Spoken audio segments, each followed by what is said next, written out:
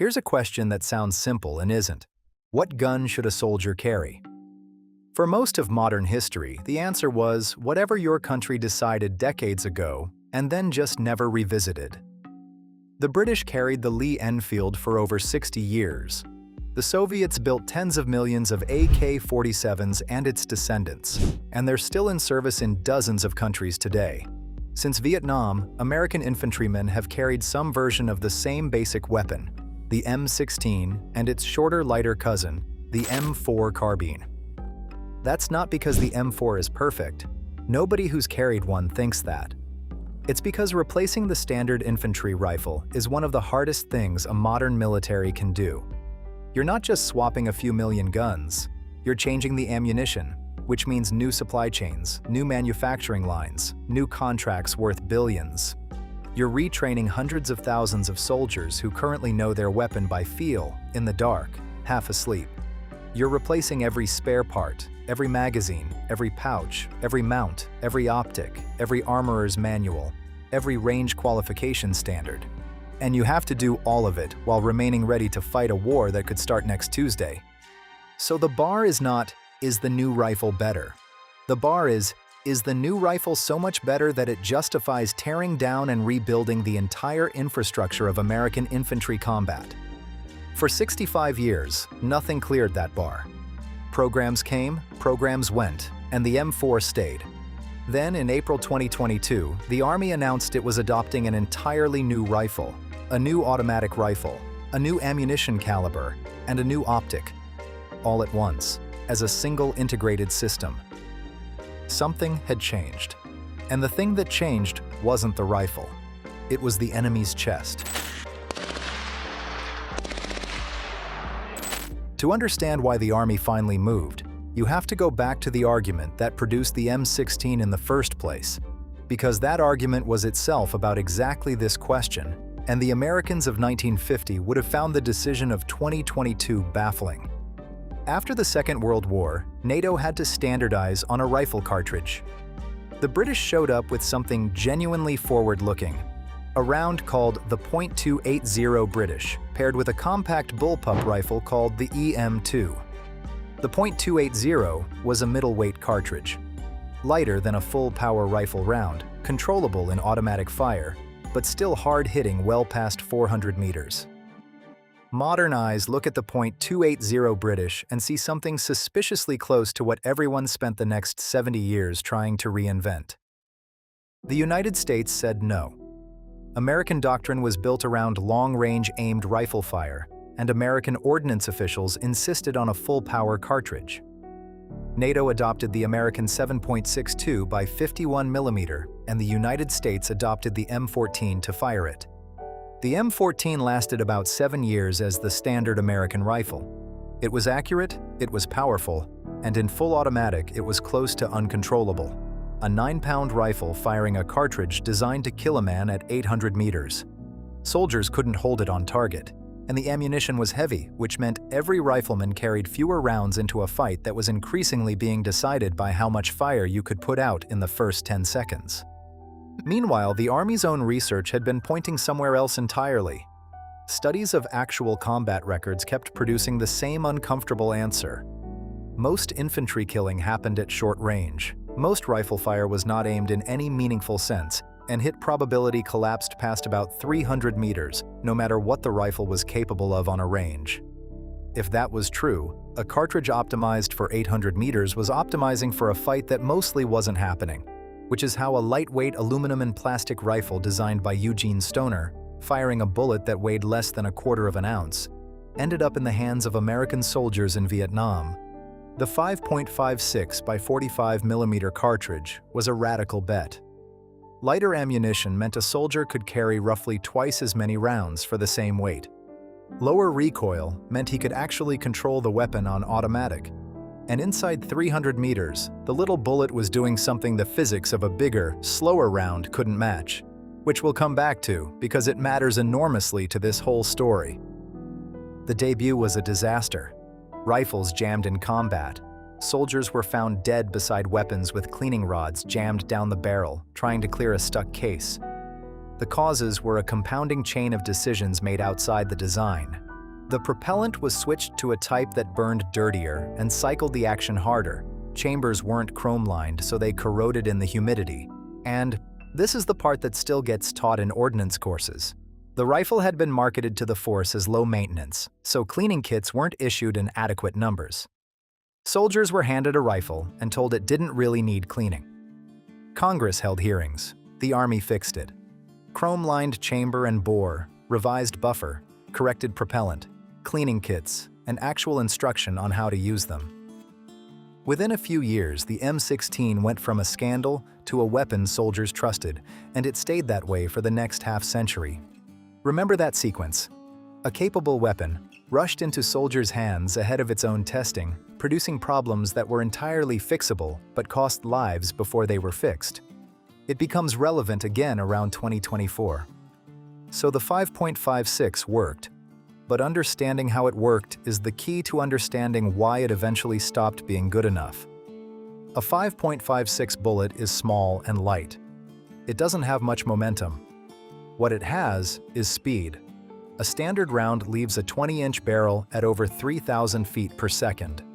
And when a long, thin, fast projectile hits tissue, it doesn't punch straight through like a nail. It becomes unstable, yaws sideways, and at high enough velocity it tends to break apart at the cannelure, the crimping groove around the bullet. Fragments spray outward. The wound is far larger than the diameter of the bullet suggests. That effect depends almost entirely on velocity. Below roughly 2,500 feet per second, the bullet is much more likely to stay intact and simply pass through. So there's a threshold, and the range at which a 5.56 round drops below that threshold is the range at which its effectiveness quietly falls off a cliff. Now shorten the barrel. The M4 carbine, adopted in the 1990s, has a 14.5-inch barrel instead of the M16's 20. Shorter barrel, less time for the propellant to accelerate the bullet. Lower muzzle velocity, a few hundred feet per second lower. That sounds minor. It isn't. Losing a few hundred feet per second at the muzzle means crossing that fragmentation threshold much closer to the shooter.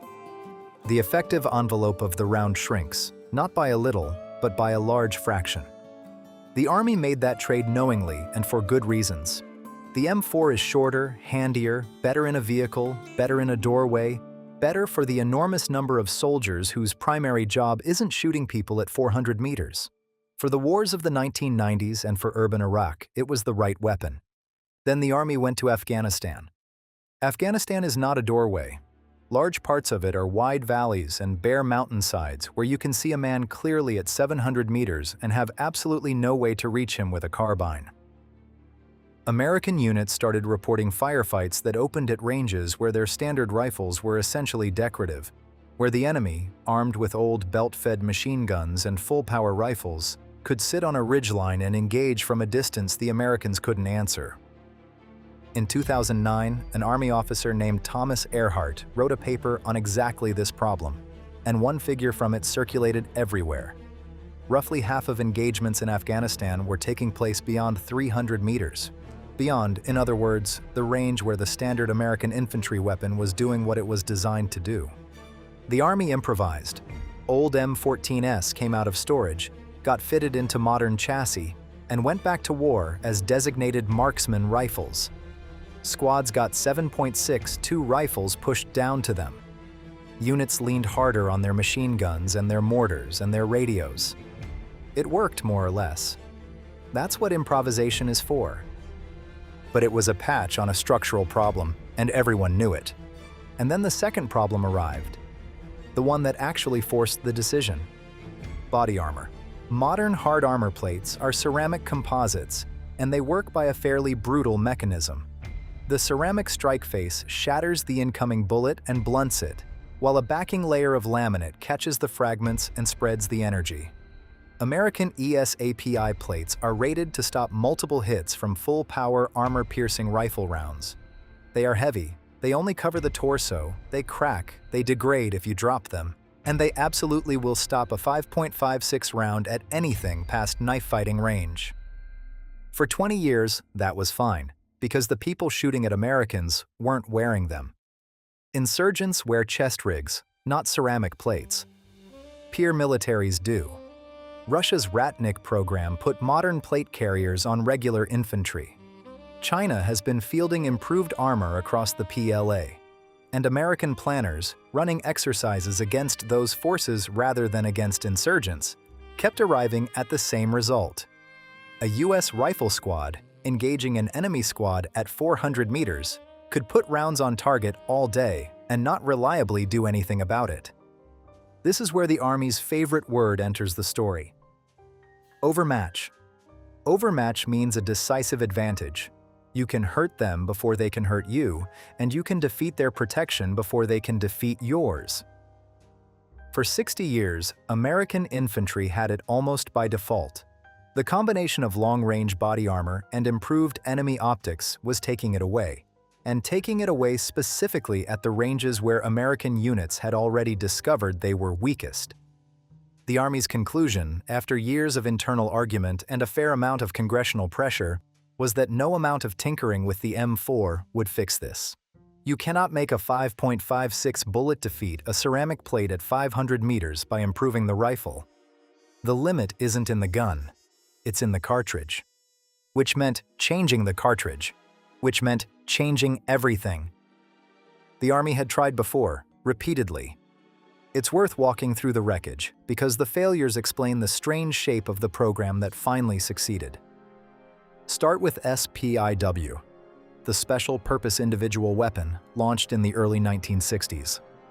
The idea was to abandon bullets entirely and fire flechettes, tiny steel darts, launched at enormous velocity, with a grenade launcher bolted on for good measure, flat trajectory, almost no recoil, and on paper, devastating.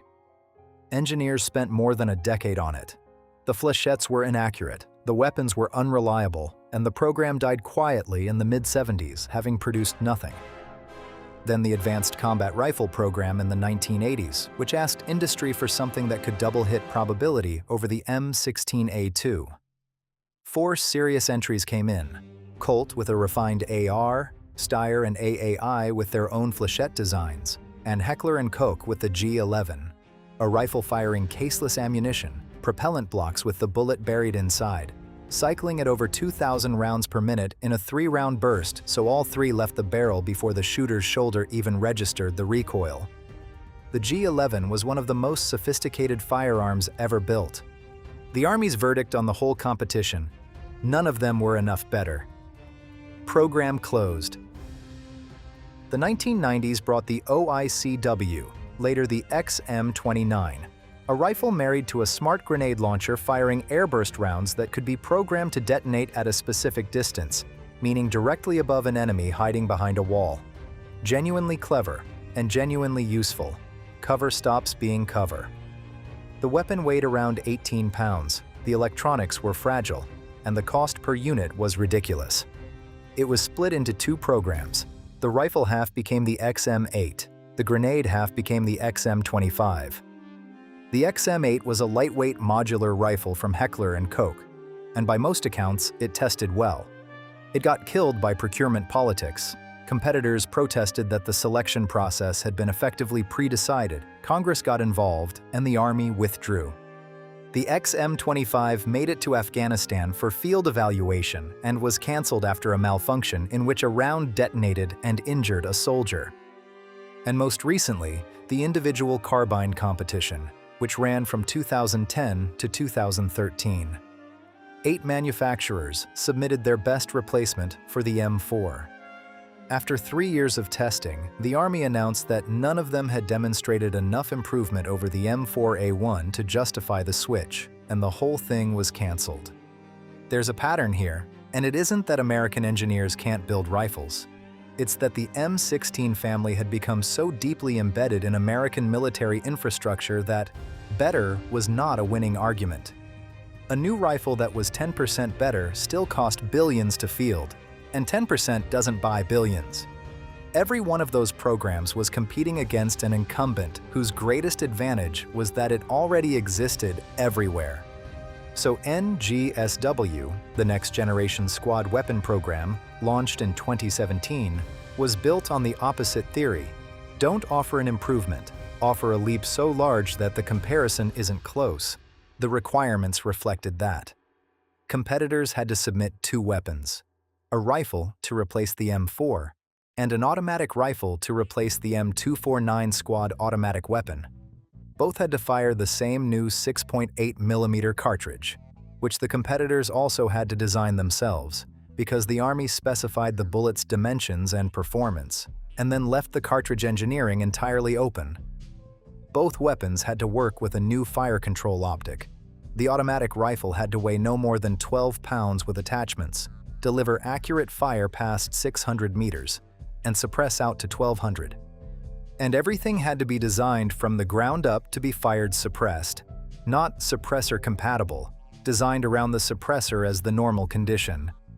That last requirement is easy to skip past and shouldn't be. Putting a suppressor on a rifle traps the propellant gas instead of dumping it into the open air, which raises back pressure, pushes more gas and heat back through the action, and can throw the weapon's timing out entirely. It's why bolting a can onto a gun designed without one so often makes it run badly. Designing for it from the start means the gas system, the bolt. The whole cycle is tuned for a condition most military rifles treat as an accessory. 3 teams reached the final round, and each solved the cartridge problem in a completely different way. Textron brought the most radical entry: cased telescoped ammunition, where the bullet sits down inside the propellant rather than perched on top of it. The result is a shorter, fatter, lighter cartridge and a weapon that feeds it by swinging a rotating chamber, more like a small artillery piece than a rifle. Big weight savings on ammunition. Also a mechanism unlike anything in American service. General Dynamics teamed with True Velocity and Beretta on the RM277, a bullpup, action behind the trigger so you get a long barrel and a short weapon, firing polymer-cased ammunition. Polymer cases are dramatically lighter than brass, which addresses the single biggest complaint about moving to a heavier caliber. Polymer also doesn't conduct heat away from the chamber the way brass does, which is a problem you have to engineer around. And Sauer took the least exotic-looking path and made it work through pressure. In January 2022, Vortex won the fire control contract. 3 months later, SIG won the weapons and ammunition. The Army's stated requirement: roughly 111,000 rifles, 13,000 automatic rifles, and 125,000 optics, under contracts running a decade and potentially worth billions. After 65 years, the M4 finally had a successor. Now somebody had to make it work. Start with the ammunition, because that's where the actual engineering is. The 6.8 by 51mm, sold commercially as the .277 Fury, looks unremarkable. It's a rimless, bottlenecked rifle cartridge sitting physically between 5.56 and 7.62. Pick one up and turn it over, though, and the base is the wrong color. It's steel. The body is brass. The 2 pieces are joined by a small aluminum locking washer that seals the assembly. That hybrid case exists to solve one specific problem: pressure. When a cartridge fires, the case expands against the chamber walls and seals the breach. The weakest part of the whole assembly is the base, the case head, because that's the surface holding back the full force of combustion with nothing behind it but the bolt face. Brass is used because it's ductile enough to expand, seal, and then relax slightly so the case can be extracted. But brass has a ceiling. Push the pressure high enough and the case head starts to flow, primers back out, cases stick, and eventually things come apart in a way nobody wants happening 6 inches from their face. Standard 5.56 NATO operates at around 62,000 pounds per square inch. The 6.8 by 51 is rated to 80,000. That's roughly 30% more pressure than conventional military rifle ammunition. And it's achievable because the steel base handles the load the brass couldn't, while the brass body still does the sealing. Pressure buys velocity. Velocity buys energy. And against a ceramic plate, energy is the entire argument. The numbers.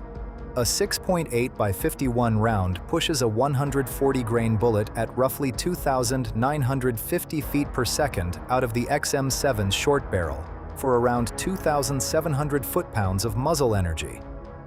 A 5.56 M855A1 out of an M4 makes somewhere around 1,300. The new round carries roughly double the energy, and it does it from a 13-inch barrel, which is the part that matters, because barrel length was exactly where the M4 had been losing. More importantly, it holds that advantage downrange. At 500 meters, where 5.56 has long since dropped below the velocity where it does its best work, the 6.8 is still moving fast enough to defeat plates that would have stopped the smaller round entirely. That's the case for the program, and it's a real one. Now the bill. Energy doesn't come free, and it doesn't come from nowhere. Every foot-pound going out the muzzle has an equal and opposite partner going into the shooter's shoulder. The XM7 kicks noticeably harder than an M4. SIG built-in recoil mitigation, and soldiers who've fired it generally describe it as controllable. But controllable and the same as before are different words, and the difference shows up in follow-up shots and in how quickly a shooter gets back on target. Heavier cartridges also mean fewer cartridges. The standard XM7 magazine holds 20 rounds. The M4's holds 30. A soldier who used to carry 730-round magazines, 210 rounds, is now carrying a comparable weight in 20s. For the belt-fed weapon, the math is closer than you'd expect. One analysis put a 600-round load for the XM250 at around 20.8 pounds, against roughly 22 pounds for 800 rounds of linked 5.56. Similar weight, 200 fewer rounds. Not catastrophic, not nothing. And this collides directly with how American infantry has fought since 1943. U.S. small unit doctrine runs on volume of fire. You win the firefight by putting enough rounds on the enemy position that nobody there can lift their head, and then you maneuver a second element around while they're pinned. Suppression is a function of rounds per minute, not of what each round does when it arrives. Cut the magazine by a third and you've touched the mechanism the whole doctrine rests on. The counter-argument is straightforward. 3 rounds that bounce off a plate suppress nothing for very long, and 1 round that goes through it ends the problem. Which argument is right depends heavily on who you're fighting, and that's a genuinely open question rather than a rhetorical one. There's an industrial bill too. Producing hybrid steel and brass cases at wartime volume means retooling plants that have been stamping conventional brass for generations. Winchester is producing 6.8 millimeters at the Lake City plant in Missouri, and SIG runs its own lines in Arkansas. Standing up a new caliber from zero inventory while continuing to produce billions of rounds of the old one is a decade-long undertaking on its own. The rifle itself is the least surprising part of the system. The XM7 is based on SIG's MCX Spear, a design that existed commercially before the Army came calling. It uses a short-stroke gas piston, instead of routing propellant gas down a tube directly into the bolt carrier the way an M4 does. The gas shoves a piston, and the piston shoves the action. The difference in practice is that combustion residue and heat mostly stay out of the receiver, which matters more than usual when you're running a suppressor that's already pushing extra fouling backward. It's select fire, semi-automatic, or fully automatic, fed from 20-round detachable magazines, with ambidextrous controls and a folding stock. And it's heavy. The XM7 weighs about 8.4 pounds empty. Add the XM157 optic, a suppressor, and a loaded magazine, and you're carrying something around 11 to 12 pounds. A comparably equipped M4A1 sits closer to 8 or 9. 3 pounds sounds trivial written down. It is not trivial at hour 9 of a patrol at altitude, and it is not trivial when you're already carrying plates, water, batteries, radio, and ammunition. Infantry weight is the oldest unsolved problem in the profession, and every program in history has promised to address it while adding to it. The suppressor deserves a moment on its own, because it's the part of this system with the least controversy and the most obvious payoff. Firing an unsuppressed rifle indoors is genuinely injurious. Hearing damage and tinnitus are among the most common service-connected disabilities American veterans carry for the rest of their lives, not from one dramatic explosion, but from years of ordinary noise exposure. Beyond the medical case, a suppressed squad can actually hear each other, which means commands get through, which means the unit fights as a unit instead of as 8 individuals. Suppressors also hide muzzle flash, which matters enormously at night against an enemy with thermal optics. Issuing them as standard across a combat force is a real change, and it's the part of NGSW that soldiers complain about least. The automatic rifle is the quiet success of the program. The XM250 replaces the M249 squad automatic weapon, belt-fed from disintegrating links, firing from an open bolt so air circulates through the chamber between bursts instead of cooking a round that's already sitting in it, with a quick change barrel for sustained fire. Ambidextrous controls, folding stock, integrated recoil mitigation. And it weighs around 13 pounds bare, roughly 14.5 with a suppressor, meaningfully lighter than the M249 it replaces, while firing a substantially more powerful cartridge. That's the rare case in this program where the trade goes entirely in the soldier's favor. Then there's the optic, which is where the program stops being an evolution and starts being something else. The XM157 is, at its core, a 1 to 8 times variable magnification sight. Dial it to 1 times for close work, crank it to 8 times for distance. That part is ordinary. What's inside it isn't.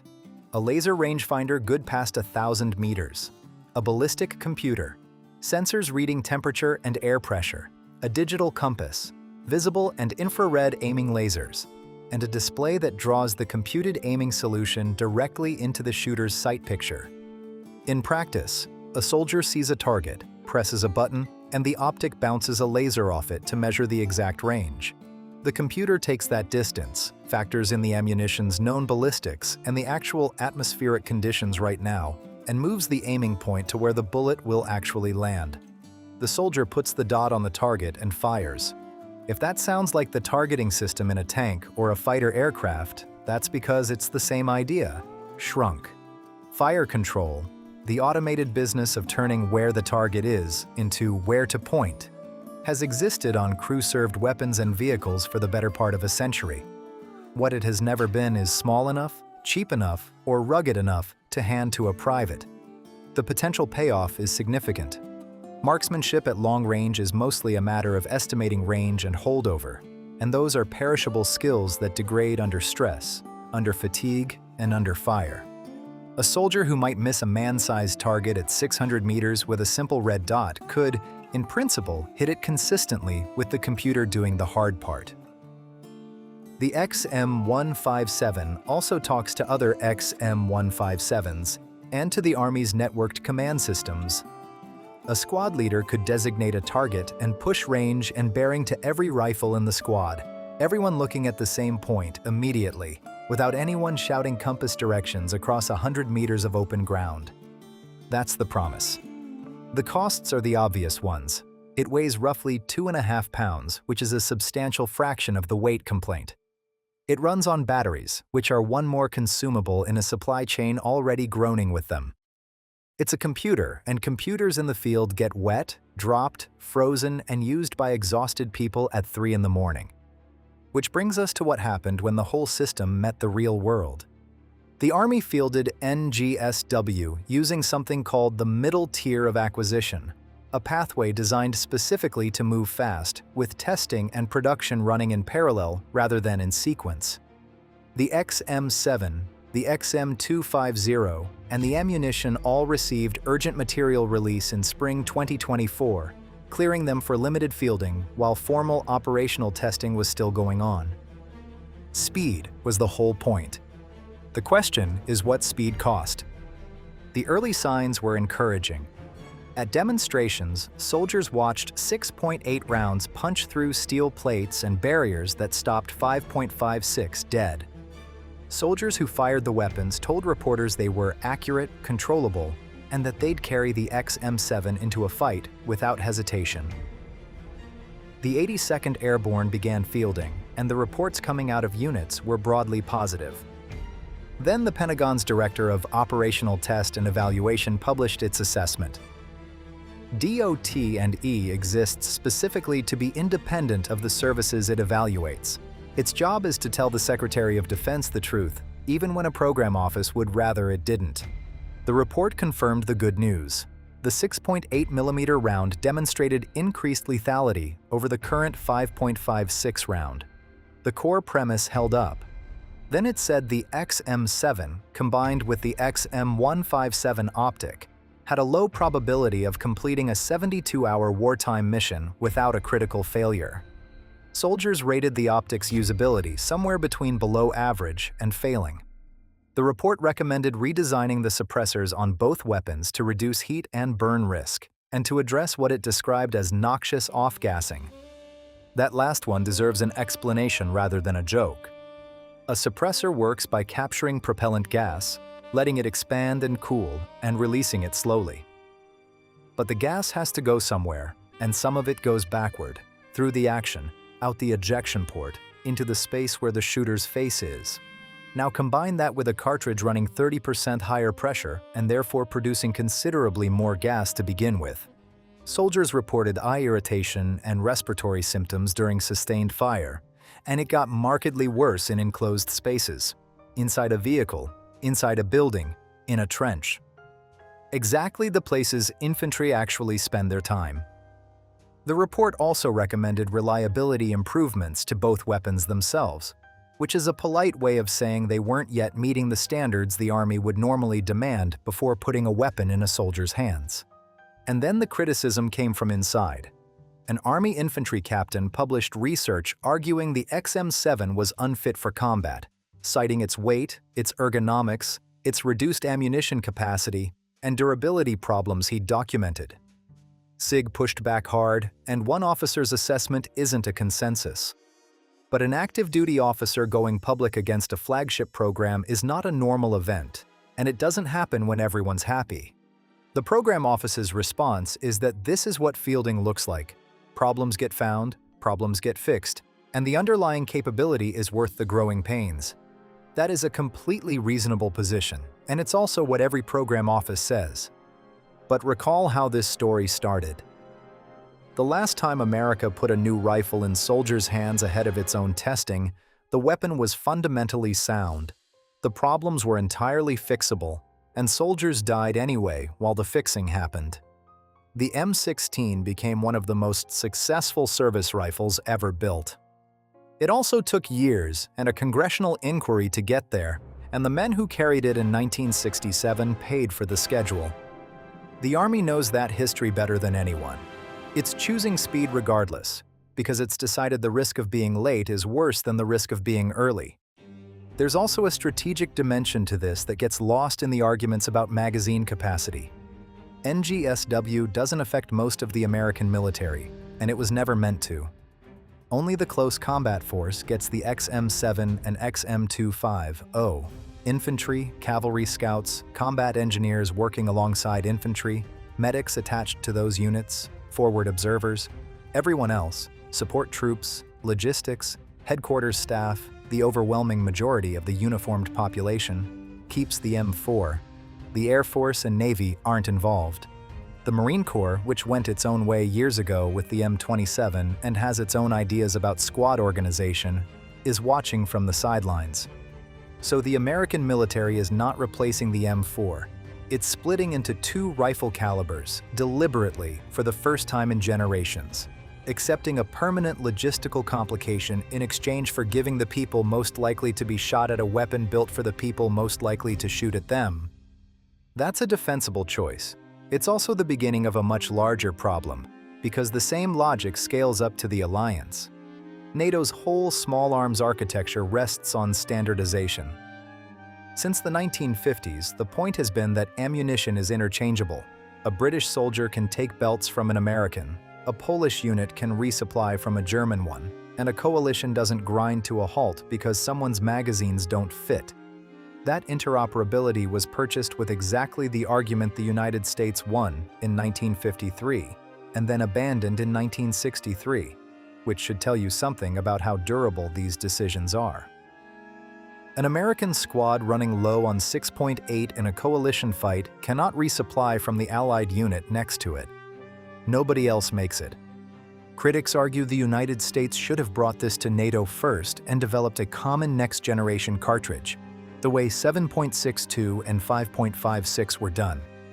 Defenders point out that NATO consensus on ammunition has historically taken decades, that the .280 British fight is a case study in how those negotiations go, and that the Army wasn't willing to wait for a committee while adversary body armor kept improving. European militaries are running their own next-generation small arms studies. Whether anyone follows the US to 6.8 or goes somewhere else entirely is genuinely unresolved. And underneath all of it sits the argument that won't be settled for a long time. Is this the right problem? The critics say no. Most infantry combat still happens close, where 5.56 works fine and volume of fire wins. The weight penalty is real and immediate, while the armor penetration benefit is theoretical and situational. And designing your infantry around a peer versus peer armor defeat scenario means preparing for the war you'd prefer to fight rather than the one you'll probably get, which is a mistake armies make with impressive regularity. The supporters say the Army can't wait to find out. You don't get to run a controlled experiment on this. By the time combat data proves your rifle can't defeat enemy armor, you've learned it the expensive way, and the program to fix it takes 15 years. NGSW is insurance, and insurance always looks like a waste right up until it doesn't. Both of those are serious arguments. Both are probably correct in different circumstances, which is the least satisfying possible answer and almost certainly the true one. What's certain is that after 65 years of programs that promised to replace the M4 and didn't, the Army finally committed. The cartridge does what it was designed to do. The soldiers who fired the weapons mostly like them.